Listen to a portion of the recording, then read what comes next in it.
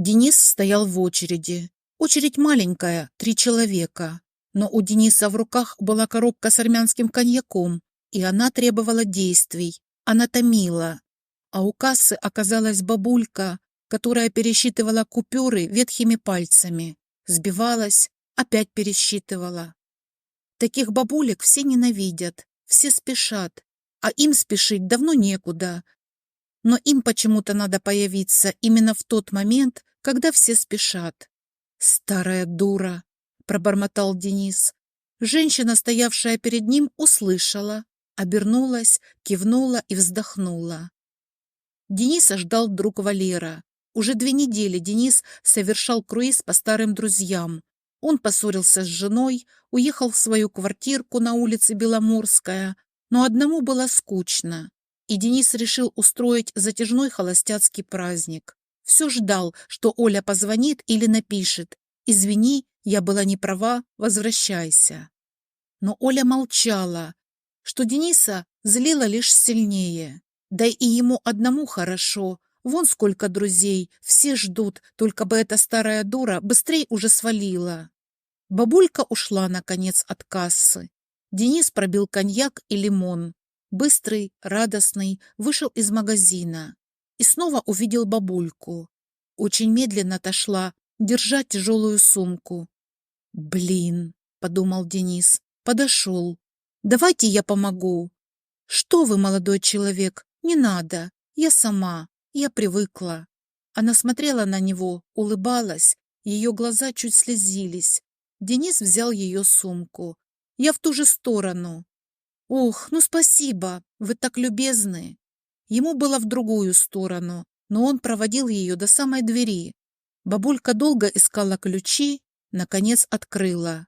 «Извините, домой не приглашаю, у меня беспорядок». «Да я и не собирался», — усмехнулся Денис. Она приняла сумку и вдруг чуть ее не уронила, взялась за косяк. Голова закружилась. Денис взял ее под руку, провел в квартиру, уложил на диван. К его удивлению, в квартире было очень чисто, только слегка пахло котом. Значит, точно живет еще кто-то. Тут и сам кот появился, вскочил на диван, очень недобро посмотрел на Дениса. «Это Ленский», — тихо сказала бабуля.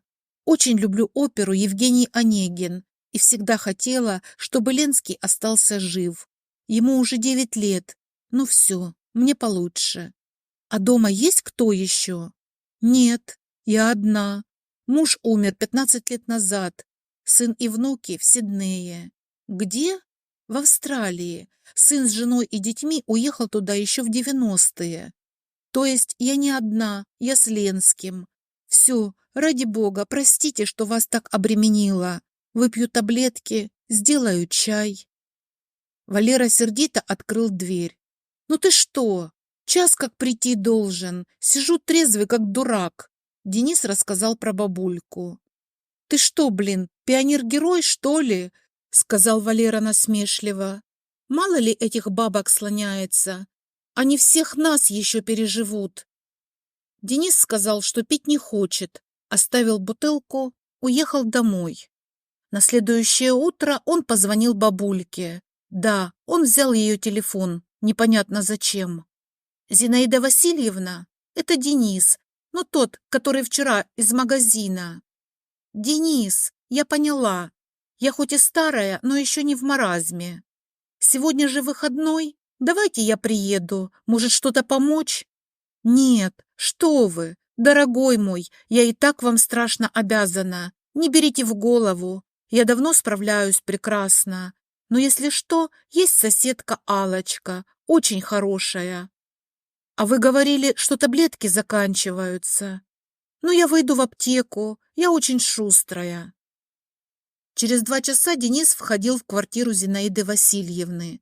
Та причитала, что ей страшно неловко, что есть Аллочка, что зачем вообще так суетиться. Денис принес таблетки и всякие сладости к чаю. «Денис, вы так добры?» — улыбнулась Зинаида Васильевна. «Но мне ничего этого нельзя. У меня диабет. Хотя так иногда дико хочется мороженого».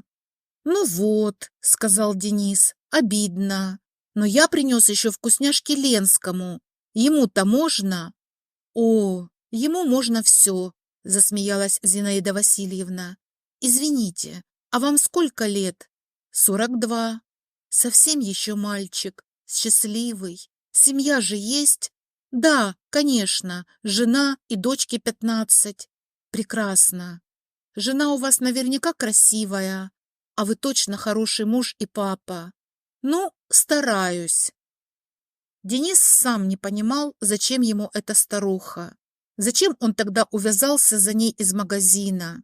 Ну ладно, донес. Но зачем еще приезжать, тащиться с другого конца Москвы, он не понимал. Напротив дивана Зинаиды Васильевны был портрет. Красивая, светловолосая девушка в алом платье стоит у окна, за которым солнечный город. Зинаида Васильевна заметила взгляд Дениса. Это очень известный художник. Господи, забыла фамилию. Он еще ухаживал красиво. Ездил на Волге такой двухцветной. Но как фамилия? Вот я старая дура. Ей было 85. После школы все убеждали Зину идти в театральный. Она была яркой, высокой, играла в школьной студии все главные роли. А я решила, нет, это банально. И пошла в нефти и газа. На курсе было лишь 3 девчонки. Я была активисткой, но не комсомолкой, этого я не любила. Я ставила на курсе всякие сценки, но главное, сколотила из девчонок нескольких институтов волейбольную команду, и мы побеждали 3 года подряд. А у меня были лучшие подачи. Нет, я честно, сейчас покажу. Зинаида Васильевна потянулась к большому комоду, что стоял возле дивана. Оттуда достала фотоальбом и фотографию. Команда девушек в белом, все улыбаются, стоят на фоне университета. В центре юная Зина с мячом. Никого из этих девочек уже не осталось. Зинаида Васильевна погладила Ленского. Я последняя. Вечером Денис пришел домой, открыл дверь, крикнул: «Оля, это я! Я был неправ, извини!» Оля вышла с кухни, недоуменно вытирая мокрые руки. «Ты выпил?» «Нет, вообще. Я тебя очень люблю. Слушай, Олька, что мы как дураки? Надо радоваться, что мы полны сил и молоды, что мы вместе, что у нас еще вся жизнь впереди. Где дочурка?» «Тусит с друзьями. А что стряслось?» «Ничего. Просто мы не осознаем, какие мы счастливые дураки». «А мы счастливые?» «Очень. Извини, можно я тебя обниму?» «Обними, ладно». Оля улыбнулась. «Котлеты будешь?» Денис так и ездил к Зинаиде Васильевне раз в неделю точно. Оля не говорил. Решил, как-то отдельно сообщит. Гордая Зинаида Васильевна никогда не звонила ему сама, но явно к нему привыкла, ждала и рассказывала свою жизнь. После института Зина понеслась в Сибирь, хотя ей, отличнице, предлагали хорошее место в Москве, но она хотела работать на земле. «Нефть — это ужасно интересно, это как приключение», — смеялась Зинаида Васильевна. «В те годы мы как раз занимались новыми месторождениями, стране требовалось больше нефти. Но я тоже приложила руку к этому великому делу. Одно месторождение хотели моим именем назвать даже. Но это глупость полная. Нас много было там, мало ли, что я единственной женщиной оказалась». А дальше возник Борис. Он был старше на 10 лет, уже занимал пост в стройтресте, но отлично играл на гитаре и пел. Зина, за которой ухаживали знаменитые художники и маститые нефтяники, влюбилась. «На всю жизнь», — сказала она. «Борис — это человек, с которым я всегда была счастлива. Мы только один раз поссорились, когда я после декрета захотела снова работать. Он говорил, что его зарплаты хватит на всех, и даже на Запорожец, но я была упрямой. Только больше в поля не ездила, стала писать кандидатскую, потом мы начали строить дачу. Боре выдали большой участок. Что я вам рассказываю все это? Обычная жизнь, как у всех. Хотите, лучше спою вам что-то из оперы? Я же их все наизусть знаю. Я раньше хотя бы раз в месяц ходила. Теперь уж нет сил, да и билеты очень дорогие. «А почему вы не захотели к своим в Австралию?» — как-то спросил Денис. «Ой, я же ездила к ним раза 3. У них там прекрасно. Океан прямо из окна.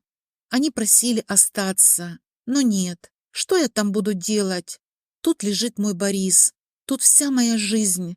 Тут моя дача и огороды. Ну и Ленский, в конце концов.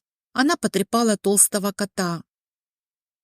Перед Новым годом Денис объявил, что достал Зинаиде Васильевне 2 билета на Евгения Онегина. «Дорогой вы мой!» — воскликнула она. «Это такой подарок! Только знаете, мне же не с кем пойти. Может быть, вы, если вас не затруднит?» В Большой театр она надела черное платье и брошь с лунным камнем, которую ей много лет назад подарил муж. «Я ничего еще?» — кокетливо спросила Зинаида Васильевна. «И ваша жена, она не будет ревновать? Вообще, когда вы нас уже познакомите?» «Скоро», — ответил Денис. Да, он собирался рассказать Оле все. Она и так недоумевала, куда муж ездит иногда на целый день. Почему он не рассказывал, Денис сам не мог себе объяснить. Просто странно было произнести «я езжу к бабульке 85 лет и к ее коту». Денис не звонил целый месяц. С женой и дочкой летали в Таиланд. Вернулся, дела. Наконец позвонил. Зинаида Васильевна долго не брала трубку. Денис считал гудки. На 18-м Зинаида Васильевна ответила совсем тихим голосом. «Что-то мне не очень хорошо». «Я приеду!» — чуть не закричал Денис. «Прямо сейчас! Пока зовите Аллочку!» Когда Денис выбежал из машины, от подъезда уже уезжала скорая. У дома стояла Аллочка. Она плакала, у нее на руках был Ленский. Он увидел Дениса, потянулся к нему. «Можно я его заберу?» — спросил Денис тихо. «Ему будет хорошо у нас». Соседка протянула ему Ленского. Денис прижал кота, тот замурлыкал. Зина, юная, в белой форме, убирая резинкой волосы на ходу, бежит к волейбольной площадке. Там ее ждут девчонки. «Зин, ну что ты так долго? Мы без твоих подач никуда». «Девочки, я сейчас», — улыбается Зина. «Очень мороженого захотелось, но я и купила. Сейчас начнем».